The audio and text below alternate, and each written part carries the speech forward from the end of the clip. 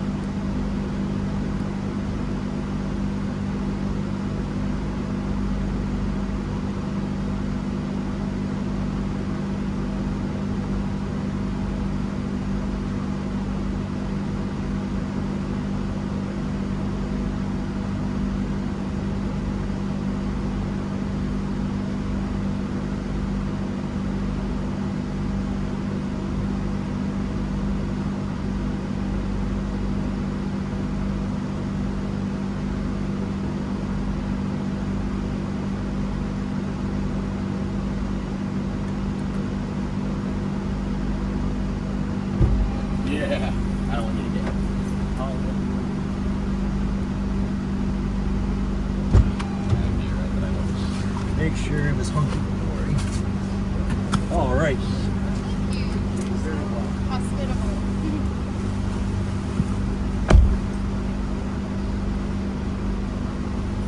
Like, I don't fear the rain. I don't fear the wind, even if it's a Cat 3 hurricane. But the thing you have to respect is the lightning. Lightning. Yeah, I feel that for sure. Even this year, I was a little bit foolish. And this is recording, but I'll throw some music over it before I put it on YouTube. Even this year, I got over-eager and I went out on that jetty that we pointed at over there at 1 a.m., 1:30 a.m., like a few weeks back, and lightning struck close to me. And I know I shouldn't do that, but you know, I was kind of tempted. Sometimes when I'm alone, I'm a little bit like, oh, there's nobody with me. I can be a little bit bolder. Right, right. If something happens to me, I won't feel as guilty as Exactly. something happens to somebody who's with me. You know Exactly. what I mean? So, yeah. No, I totally get that.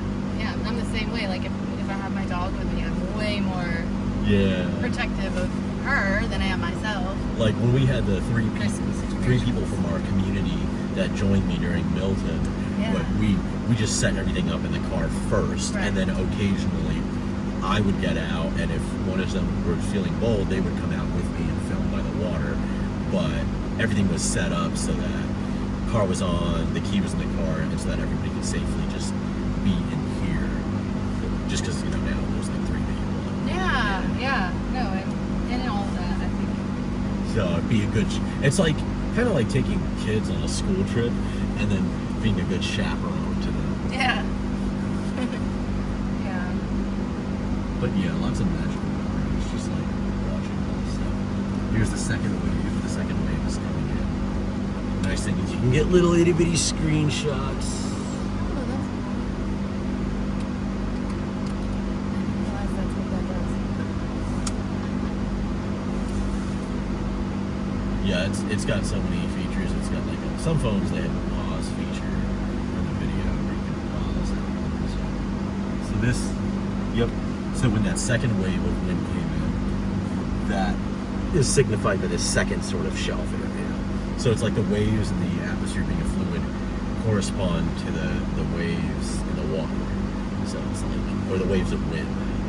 So the atmosphere is like a fluid. So this is just moved over us. Yep. We were watching it out there, and now we are underneath it. Yep. And it's funny though, because from right here, it looks like it's kind of going behind us. Yep, so there's a component where the clouds in the front are moving north to south, but the clouds over us and behind us are moving south to north, rotation. So there's rotation in it. That's why if you had a setup similar to this with cold, dry air in the mid-levels over Alabama or Tornado Alley, that's why you get twitches, because you have that north motions. It's too tropical in the mid-levels for this contrast to form into a tornado over us. Like for tornadoes, you need it just right. There has to be cold, dry air at a certain level. Okay. Yeah, you said that earlier. Now it's starting to stick. And I mentioned that because exactly what you just observed, north to south, and then south to north, those are the exact ingredients you would need in Tornado Alley to get a twister. So you see that same process here. Just luckily for us, since we're not in an armored vehicle, there's the mid-level support for a twister. Now, if we were in an armored vehicle like the Army has, or what that Chase or Reed Timmer has, or what some other guys at Chase and Alabama get their hands on, oh yeah, it's get boot all day for it.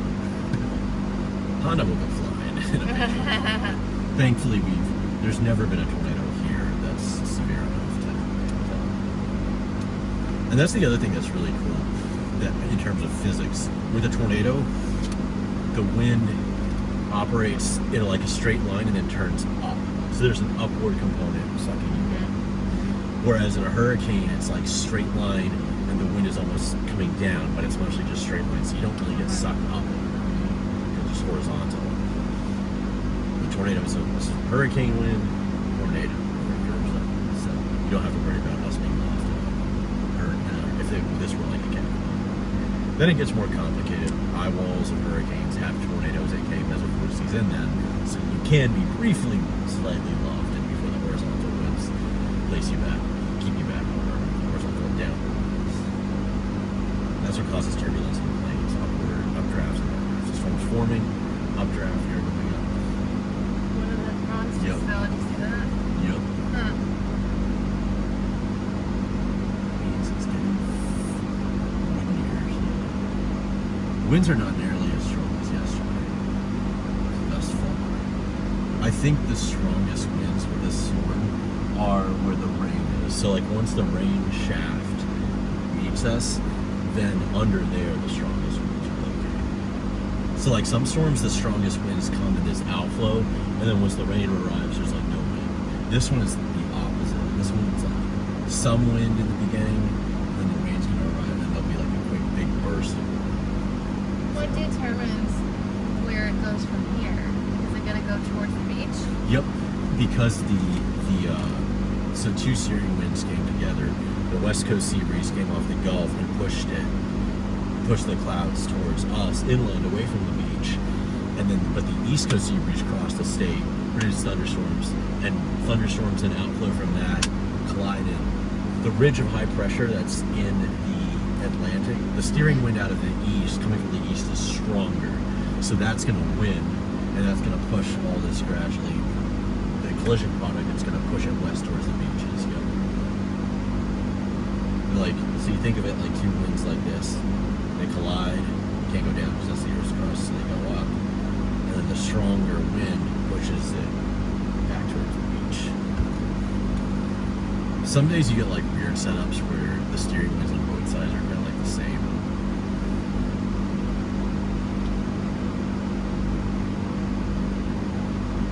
And it's usually not the wind at the surface ground level that steers them. It's usually a little bit, a few thousand feet up.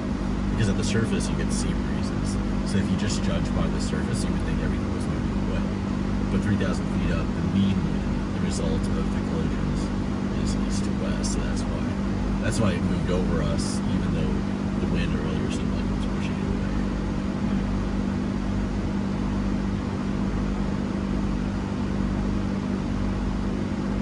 It's so beautiful.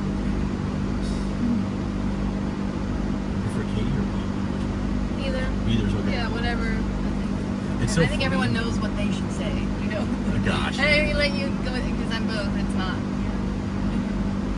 It's so funny because, like, the term Baba in our family refers to God. Like, Sai Baba, Baba. Yeah. So whenever, like, my mom walked in, she was like, Baba, Baba, that means she's calling out to God. So she's chanting a prayer. So whenever I call you Baba, I'm calling you God. Oh, yeah, So you're yeah. God, You can call me or Katie. goddess. That feels better. Oh, I'm fine For calling you. sure. I'm fine calling you either. It's just really interesting. Well, I mean, we are all, like, manifestations of God. So Right. makes right. sense. Yeah. Stronger winds. Somewhere. There hasn't been lightning yet, but we're still well within the strike zone. So at some point, we'll start to get winds. Do you feel cold or anything? Oh, good. Yeah. So chill. I mean, this is so peaceful to me. No, I love this. Like observing and learning.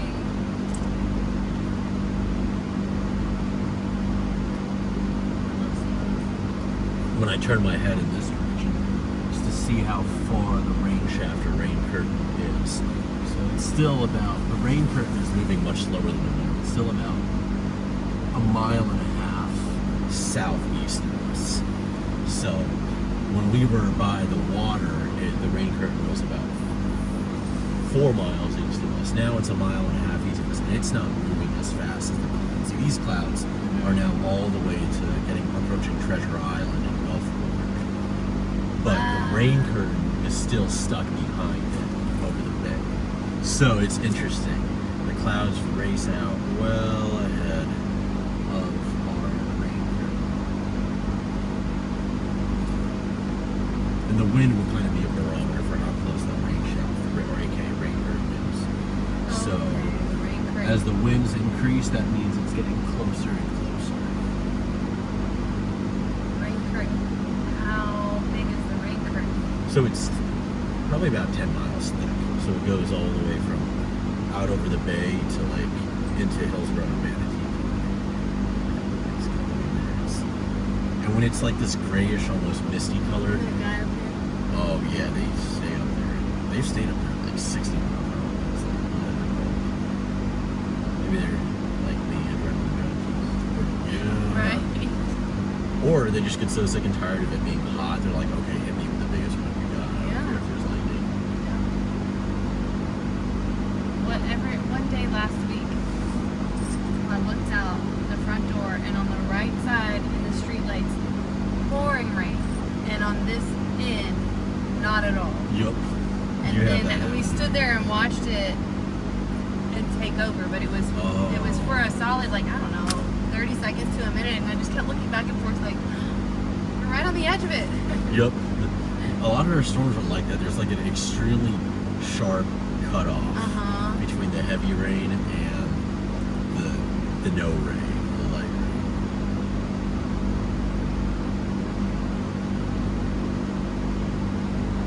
So then, do you know how long it will rain? Very likely about 30 to 45 minutes. Because once it forms, it's moving slowly, and it's about 10 to 13 miles, 10 to 15 miles wide today. So 15 miles wide, moving at about 20 miles per hour. That's approximately 45 minutes of rain. Literally, well, it's math in your head. Yeah. I've been doing this since like 7th grade. I don't know like how fast it's going. But then you get into like calculus because the rate of motion is always changing. So you're dealing with rates of change that are also changing. So you can't use simple algebra with like systems of equations. You got to use calculus because rates of change, and the rates of change are unconstant. So then you plug in all the differential equations. That's why I have this thing. This is like, it's actually, it's a lot simpler. The concept is a lot simpler than it looks. All it means is that when you get these like little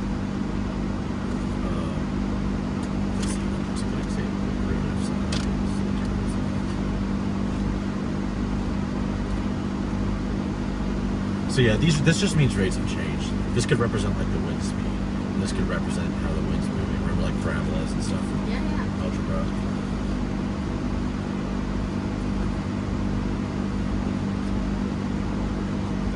And then when you integrate, it's like this could be used to calculate how much rain has fallen at a location given different rates, rainfall rates. So this could apply to this. And this is when you put a bunch of rates together. This would be like, for example, this could be temperature, humidity, air pressure, and you stick them all together. So it's just putting a bunch of rates together. That's what a lot of this stuff is. Now, when you see this background, this Greek sort of delta, the only difference is that, like, this is when you have multiple variables and the rate is changing and only like you have to different dimensions. So this is say the x direction. So this would be like the wind going in this direction, the y would be the wind going in this direction, aka west. The z would be the wind going vertically. So the delta, the funny looking one, is used for when there's several components that are summing up to the wind. Whereas the regular d is just like, how's the temperature changing? There's only one dimension of temperature. So that's the difference. But when you're putting so many things together at once, you have to use regular D's and delta D's, Greek D's, so people like reading it can distinguish if you're talking about something that has several components like the wind or the temperature that just that's why they make it complicated. Well, it kind of has. Otherwise, you plug it into a program, machine it would go all awry. Wrong forecast, which is the last thing you want if you're trying to figure out where hurricanes are. And the big hurricane models that they show on the news, the Euro and the GFS, they're just combinations of what I just showed you. It's like, you remember in algebra when you did systems of equations, if you had one variable, you had one equation, and you had two variables, you would have two equations, right? So it's the same thing, but with rates to change, except it's 7 variables and 6 equations, so you have to estimate one variable while making it random. What are the 7? So the 7 are dew point, temperature, humidity, air pressure,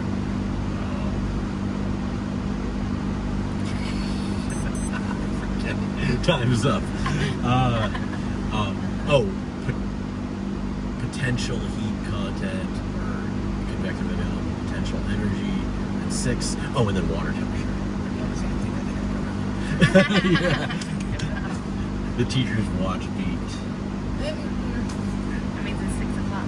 No, that was funny though. It beat perfect time.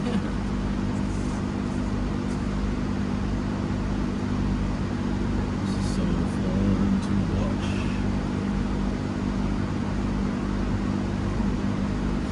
Mom's like, what? You stare at the palm trees all day. I love staring at the palm trees all day when there's a storm.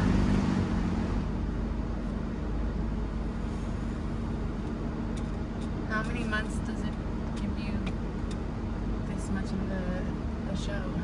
So the best like this happens in August of each year, July and August. Oh, so and then it's you're more just in rare. time. Just like every day we've had some kind of action, yesterday, today, and the day before, because July and August are the peak months for that.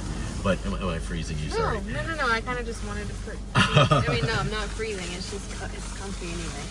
So like July, August is the best. Okay. But you still get this during June and September and even May, but it's much more rare. It's like say maybe once every 7 to 10 days in May, once every like 5 to 7 days in June and September, and then almost every day in July and August. So at some point in July and August, on any day of the month, you'll see clouds cross over. Oh. Now, with climate change, things have gotten weird. Like 2023, we had almost no storms all summer.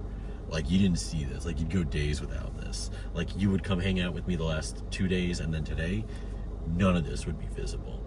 Like, you wouldn't see them because they were just all going towards the East Coast, and it was just a weird El Nino pattern was like drawing us out. It kept the surface humid, but above like 2,000, 4,000 feet, there was like dry air and no lift, so you would not have these storms.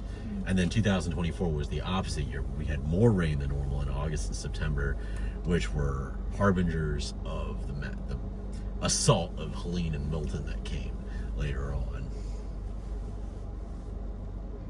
This year so far is more like 2017 in terms of like all the specifics. Like, if you compare week by week specifics, that friends of mine have done like these long, nice, beautiful Excel sheets that compare May, June, July, the wind direction. Oh, interesting. Over here and in Miami, as like to see what year it's most like. And so far, 2017. So if I had to hazard a guess of how hurricanes would track, probably something like Irma or something like Francis or Jean, where storms hit the east coast of Florida and then cross over. Even now, there's a system that's in the eastern Atlantic that there's a pretty good consensus that it'll probably become a hurricane in a few days. There's a lot of questions as to, will it recurve east of Bermuda, or will the high pressure ridge be strong enough to steer it into the southeast coast of Florida, have it cross over and affect us with wind as it crosses the state. The good news for people living here is that this is an east to west type of setup. This is not like Helene or Milton where it hit the west coast. This is a setup where if the ridge is strong enough over the northeast and mid-Atlantic, it's a big threat to the southeast coast of Florida. So unlike Milton and Helene, where it was a west coast problem first. Usually when they hit the east coast first, we don't have to worry about surge and stuff like that, and they lose some of their punch by the time they reach us. That makes sense. Did you live here in 2004? So in 2004, we had two hurricanes, Francis and Jean, that hit the east coast as majors or borderline majors, Cat 3, and then were Cat 1, weakening to tropical storms by the time they reach us. So the maximum gusts here were like 78, 80, but the maximum gusts on the east coast were like 124 because they crossed over. Right. And then in Polk County, gusts were up to like 100. That's next to us. Yeah, so it's Pinellas, and then there's Hillsborough County, and then there's Polk County. So Polk is in the center of the state. So Polk County is Sheriff Grady Judd, so you have to, like, he's like such a tough sheriff. You can't, you have to like obey. I mean, not that I break the law here, but you don't want to be caught with a friend who has like edibles when you're in Polk County. You know what I mean? That, or a lot of people in our spiritual community, they use Side note. healing with. I think that might be the dog from the beach. In my world, that's that same dog that was on the beach yesterday getting muddy. Oh. In the back of the bicycle. Oh, that lady with her little dog that was chasing the bird. That is that dog. Oh, Isn't it? It took me a That second. dog lives the best life in the world. That is the cutest He dog. was just in the back with its ears flopping. Like, that's the happiest dog. I love your enthusiasm when you talk about the dog. That's awesome. You just like lit up. That's awesome. I mean, you have your own dog, so it makes sense. I love dogs. So you're gonna be very fond of dogs. Yeah. Yes, the rain shaft is getting really close. It's like probably 0.3 miles to our east and southeast. So it's getting really close. The arrival of the rain curtain, or aka rain shaft, is always awesome. Is always fun. I never knew it was a curtain. So it's called both, but Makes sense. the more formal name is rain curtain. Yeah. But colloquially, people say like, okay, there's the rain shaft. And if you're rain chasing shaft, a tornado, okay. there's the rain shaft. That's where the rain is going to be. That's where the hail is going to be. And the storm chasers have this thing called core punching, where they punch into the core where the biggest hail and rain is occurring, and that's usually like a little bit north of where the tornado is usually. A tornado is usually on the southwest side of a supercell, so the tornado is usually in the area back behind the core. So you'll have people, they'll just think, all right, we're doing a core punch, and then they'll cycle back around and they'll enter what's called the bear's cage, which is the area around the tornado. The bear's cage, tornado being a bear. So core punch and bear. So if you get into an armored vehicle, Reed Timmer's armored vehicle, if he comes here and yanks both of us up and says, let's go to Alabama. And we all go take a trip to Alabama, a road trip. And we're in his safe armored vehicle. We would start probably with core punching and then go towards the bear's cage if we wanted to get into the tornado. Alternatively, you could avoid core punching and just go straight to the bear cage, attacking it from the south. So there's multiple ways to chase it. People like Reed, they actually deploy instruments for atmospheric research into it. So they get right into the tornado in their vehicle and then deploy their instrument. It's literally like a gun that shoots data collecting instruments up into the twister and gets sucked up. So cool. Really fascinating stuff. I'm absorbing. Yeah, I really do appreciate the sharing of the knowledge. I appreciate you sitting and listening to it. I think I am gonna go home now and enjoy the storm at the house. Oh, perfect. Well, thank you for coming and hanging out. Thank you so much. I'm really this is so fun for me. Yeah, come anytime. You're so magical. Oh, you are too. I really appreciate you. I just feel relaxed. Oh, I appreciate you so much. It's nice to learn something. I know I hardly, in a situation like this, I talk about you for like 1% of the time and then me with the weather for 99% of the time. But I mean, feel free at any point if you want to redirect topics. Yeah. Thank you. Hey, I got this new crystal. Yes, I will. But I also really just enjoy learning and listening. So you're good. I'm here for it. Thank you, Katie. You're Yeah. But you're also so gentle. I know I can tell you whatever I need you to say. Well, I'm gonna be your pet walrus to you and Michelle in the next life. Michelle, I've already called myself her walrus when I'm out, so just as a joke. I mean, not even as a joke. It's just kind of like a funny thing. But yeah, I'll come as I'll be this big walrus, and you and Michelle will be like these healers, like shamans, and kind of like things like that. And then you just have this big old walrus. And you're like, that's my buddy. That's my storm chasing friend from last life. He's so funny. I love it. No, I want a costume too. I want to be like I'll have bird. to think on it. You're a bird person. Yeah. What's your favorite bird? Well, the great blue heron is one of my top 3. They have bird onesies. They might have a heron onesie. Yeah. If you look up on Amazon, they have a lot of onesies. Yeah, right? So that's what I'll have to think on it. But or a flamingo onesie. I have a friend who has a character. She's a flamingo. The pink flamingo. She's a character. I know Michelle with her bee onesie. And then I have another friend, Jackie, with her she has a possum possum costume. So her thing, okay, she so loves I love that. possums. I love armadillos. Like it's so funny. Her Instagram name is Possum Time. So her and I believe her girlfriend, they dress as possums when they go. That sounds fun. That sounds fun. So in 2020, her and her partner at the time, they dressed as possums. And one of them she was a possum. Her friend was her partner was a ferret, and I was a walrus. Mm-hmm. And then we linked up with some other guys that were in just they were dressed like superheroes, and we all just went to the castle, like Superman or Batman. That sounds fun. That was a fun time. I love it. Interesting. There's like a tiny pocket of really heavy rain, 1 block up. Yeah. Out ahead of the rain shaft, which is still on its way. 0.1 mile out to the water. And the rain that's actually, these big drops are from the shaft just behind us. So, but now they're kind of linking up. The shaft in front of us is hooking up with it. I think right we're when gonna I get open soaked. the door. Katie, be safe. Have a good night. I'm running down there to that Jeep, so. Oh, okay. All right. Do you want me to take you, or are you good? Good. Okay. Yeah. If you don't want to. Okay, yeah, that's fair. Well, thank you for coming out. Thank you so much. Yeah, come anytime. Just hit me up anytime. Okay, for sure. Be safe. I know.